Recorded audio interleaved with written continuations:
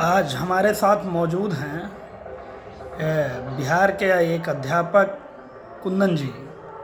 और कुंदन जी, आज हम चर्चा करने वाले हैं बिहार में एक बड़ा महान लोक आस्था का पर्व है छठ महापर्व। और फिलहाल चैत्र माह चल रहा है, हिंदू वर्ष का पहला महीना।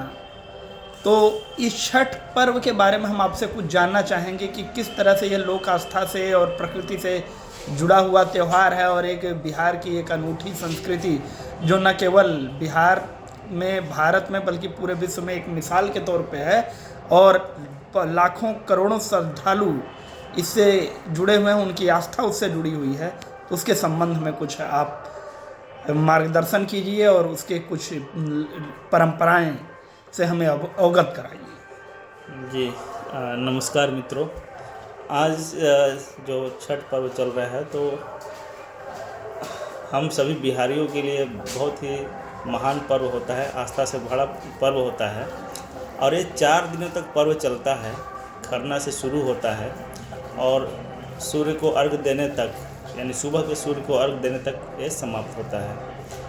और ये इसमें शाम के सूर्य को भी अर्घ देते हैं हम लोग, और सुबह के सूर्य को भी हम लोग अर्घ देते हैं।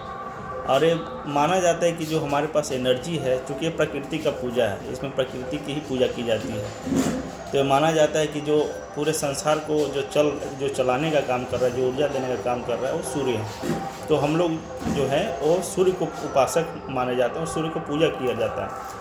और हमारे यहाँ एक जो बहुत ही पौराणिक मंदिर है, देव में स्थित है सूर्य मंदिर, जिसका ख्याति विदेशों से लोग आते हैं, और विदेशों के लोग आते हैं, दर्शन भी करते हैं और प्रार्थना याचनाएं भी करते हैं। तो बहुत ही मनमोहक पर्व है, हम सभी बिहारियों से जुड़ा हुआ पर्व है। और इसका गाना जो है वो हृदय को रोमांचित करता है। जब भी इसके गाना को सुनते हैं, जुड़ाव है इस गाने में। और बहुत ही प्राकृतिक है, प्राकृतिक रूप से इसको पूजा किया जाता है। कोई भी इसमें आडंबर नहीं है, किसी तरह का दिखावा नहीं है, और बहुत ही स्वच्छता का एक प्रतीक है। इतने स्वच्छता तरीके से इसको किया जाता है कि एक एक चीज़ को देखा जाता है कि क्या सही है, क्या गलत है, कुछ जूठन ना हो जाए। तो बहुत ही ये कहा जाए कि बहुत ही सात्विक पर्व है। इसमें व्रत को रखने के नियम क्या हैं, किन नियमों को का पालन करना पड़ता है? नियम को ये है कि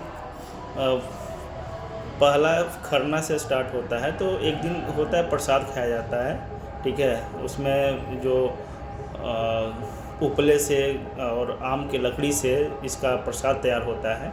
दूध का खीर बनता है।